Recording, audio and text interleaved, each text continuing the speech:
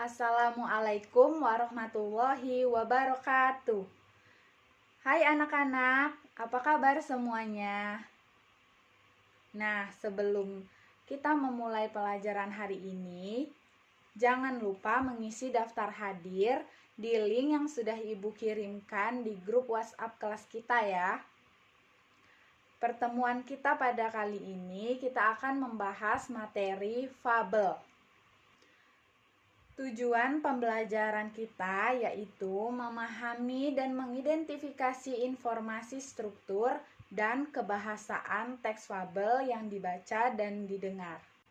Nah, di sini Ibu akan bertanya, siapa yang pernah nonton di YouTube atau televisi cerita hewan yang bisa bicara seperti manusia? Nah, kalau begitu pasti tahu apa itu fabel. Ayo yang tahu boleh tunjuk tangan. Di sini Ibu sudah memberikan clue. Pengertian fabel itu hewan menyerupai manusia dan pesan moral. Ayo siapa yang bisa merangkai kata-katanya? Tunjuk tangan. Ya Bu, Iya saya boleh. tahu. Fabel adalah salah satu dongeng yang menampilkan binatang sebagai tokoh utama. Tokoh tersebut dapat berpikir, berperasaan, berbicara, bersikap, dan berinteraksi seperti manusia. Fabel bersifat didaktis untuk mendidik. Fabel juga digunakan sebagai kiasan kehidupan manusia dan untuk mendidik masyarakat. Ya, benar sekali. Tepuk tangan untuk Sonia. Selanjutnya, Ibu akan menjelaskan ciri-ciri fabel. Ciri-ciri fabel yang pertama ada fiksi. Nah, maksudnya fiksi itu adalah kisah dan peristiwa yang disajikan hanya berdasarkan hayalan. Jadi, cerita fabel ini hanyalah fantasi belaka. Nah, nomor 2 ada binatang. Maksudnya, binatang sebagai tokoh utama yang dapat bertingkah seperti manusia, yaitu maksudnya bisa berbicara dan juga berpikir. Yang ketiga, pembukaan ceritanya pasti ada kata lampaunya. Nah, contohnya, dikisahkan pada zaman dahulu atau pada suatu hari atau dikisahkan atau pada waktu itu. Nah, ada lagi di suatu itu atau ketika itu. Nah, jadi kata-kata yang Ibu sebutkan tadi adalah kata lampau yang sering digunakan pada bagian pertama cerita fabel. Nah, yang keempat, akhir cerita itu tokoh baik bahagia sedangkan tokoh jahatnya sengsara. Yang kelima ada nilai moralnya. Nah, maksudnya nilai moralnya ini yang dituangkan oleh si pembuat cerita atau penulis untuk pembicaranya agar menjadi pembelajaran. Yang terakhir ada amanat. Selanjutnya ada unsur cerita fabel. Yang pertama ada pokok pikiran. Maksudnya pokok pikiran yaitu suatu gagasan utama atau ide, inti dari pembicaraan fabel tersebut yang ada di paragrafnya, itu ide utamanya yang dibicarakan itu ada apa. Nah, yang kedua, tokoh dan watak. Tokoh dan wataknya itu contohnya seperti buaya, kancil. Nah, buayanya memiliki watak yang sombong, sedangkan kancil memiliki watak yang cerdik. Yang ketiga ada latar. Nah, latarnya ini biasanya di alam bebas atau kalau kita sering menonton di televisi dan YouTube, latarnya hutan. Selanjutnya ada yang keempat itu tema. Nah, yang terakhir berisikan amanat. Selanjutnya ada struktur fabel. Struktur fabel ini terdiri dari 4. Yang pertama ada orientasi, komplikasi, resolusi, dan yang terakhir koda.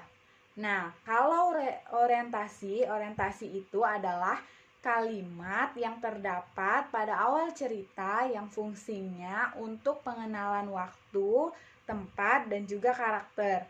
Yang kedua ada komplikasi. Nah, komplikasi ini bagian di mana munculnya masalah dan konflik di cerita tersebut. Kalau yang ketiga ada resolusi. Resolusi ini penyelesaian dari masalah yang muncul di komplikasi. Nah, jadi masalah-masalahnya itu akan ada penyelesaiannya. Yang terakhir ada koda.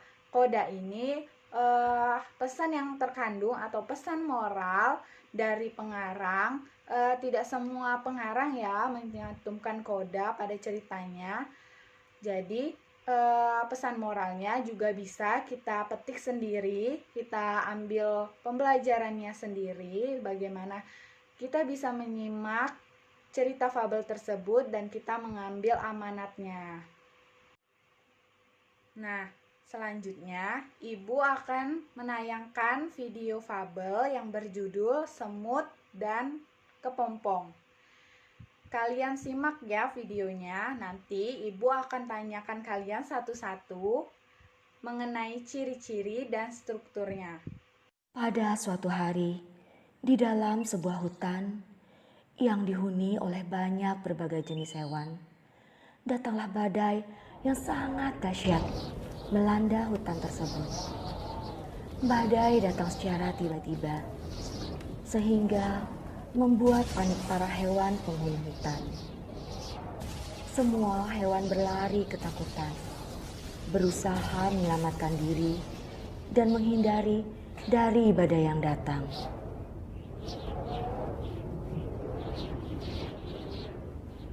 Keesokan harinya, setelah badai berlalu, matahari muncul dengan hangatnya, dan kicauan burung terdengar dengan sangat merdu. Namun, apa yang terjadi? Banyak pohon di hutan tersebut tumbang berserakan, sehingga membuat hutan tersebut menjadi berantakan. Tiba-tiba, di tengah keheningan pagi yang cerah, terdengar suara kepompong menangis di sebuah pohon yang tumbang. Betapa sedihnya aku. Hutan dihantam badai, sehingga aku tidak ada tempat yang aman untuk berlindung, ratap sang kepompong. Tidak jauh dari tempat kepompong. Nah, setelah kalian nonton videonya, maka Ibu akan bertanya, siapa yang tahu langsung tunjuk tangan ya. Yang pertama, Ibu akan bertanya tentang ciri-ciri cerita fabel Kisah Semut dan Kepompong yang tadi. Yang pertama nih, yang bersifat fiksi. Siapa yang tahu? Saya, Bu. Ya, Semut boleh, dan Triska. kepompong yang dapat berpikir dan berbuat seperti manusia tidak benar-benar terjadi dalam kehidupan. Ya, benar. Tepuk tangan untuk Triska. Nah, selanjutnya Ibu akan menanyakan ciri-ciri fabel yang kata-katanya menunjukkan bahwa kisah itu terjadi pada masa lampau. Siapa yang tahu? Saya, Bu, tahu. Ya, boleh. Cerita fabel Kisah Semut dan Kepompong menggunakan kata di suatu itu. Ya, benar, di suatu itu. Wah, 2 kali pertanyaan, Triska terus ya yang jawab. Yang lain mana? Ayo jawab ya. Kalau begitu, Ibu akan menanyakan strukturnya. Siapa yang tadi menyimak video yang sudah Ibu tayangkan pasti paham. Struktur yang pertama orientasi. Siapa yang mau jawab bagian orientasi?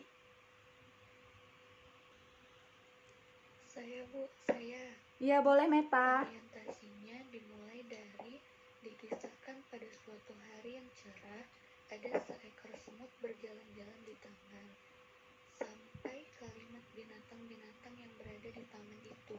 Ya, benar sekali. Tepuk tangan untuk Meta. Nah, sekarang Ibu akan menanyakan bagian komplikasi. Siapa yang bisa menjawab? Tunjuk tangan. Saya, Bu. Iya, boleh Nabila. Bagian komplikasinya, ia melihat sebuah kepompong di atas pohon. Sang semut mengejek bentuk kepompong yang jelek yang tidak bisa pergi kemana-mana. Hei, kepompong, alangkah jelek nasibmu. Sampai kalimat sang semut hampir tenggelam dalam genangan itu. Semut berteriak sekencang mungkin untuk meminta bantuan. Tolong, bantu aku mau tenggelam. Tolong. Ya, benar sekali. Sangat pintar ya Nabila membacanya. Terima kasih Nabila. Tepuk tangan untuk Nabila. Nah, selanjutnya bagian resolusi. Ayo siapa yang mau menjawab bagian resolusi? Saya, Bu. Oh, Saya boleh, tahu Mia. bagian resolusinya. Untunglah saat itu ada seekor kupu-kupu yang terbang melintas. Kemudian kupu-kupu menjulurkan sebuah ranting ke arah semut. Semut, peganglah erat-erat ranting itu. Nanti aku akan mengangkat ranting itu. Lalu sang semut memegang erat ranting itu. Sampai kalimat, ternyata kepompong yang dulu ia ejek sudah menyelamatkan dirinya. Iya, benar sekali. Tepuk tangan untuk Mia. Sudah benar menjawab bagian resolusi. Nah, bagian yang terakhir. Struktur bagian terakhir dari fabel, yaitu koda. Siapa yang mau menjawab struktur fabel bagian koda? Saya, Bu. Iya, boleh Putri. Bagian Silakan. kodanya. Iya. Akhirnya, sang semut berjanji kepada kupu-kupu bahwa dia tidak akan menghina semua ciptaan Tuhan yang ada di taman itu. Ya, benar sekali. Bagian terakhirnya yaitu koda, apa yang sudah dibacakan oleh Putri tadi. Terima kasih Putri. Tepuk tangan untuk Putri. Oke, baiklah. Karena sebentar lagi jam pelajaran kita sudah mau habis, siapa yang mau membantu Ibu untuk menyimpulkan pelajaran pada hari ini? Saya, Bu. Iya, Saya boleh menyimpulkan, Vivin. Bu. Iya, boleh. Jadi, Ayo. kesimpulannya fabel adalah cerita hayalan yang ditokohi oleh binatang, akan tetapi sifatnya menyerupai manusia dan mengandung pesan moral. Nah, struktur fabel ada orientasi, komplikasi, resolusi, dan koda, Bu.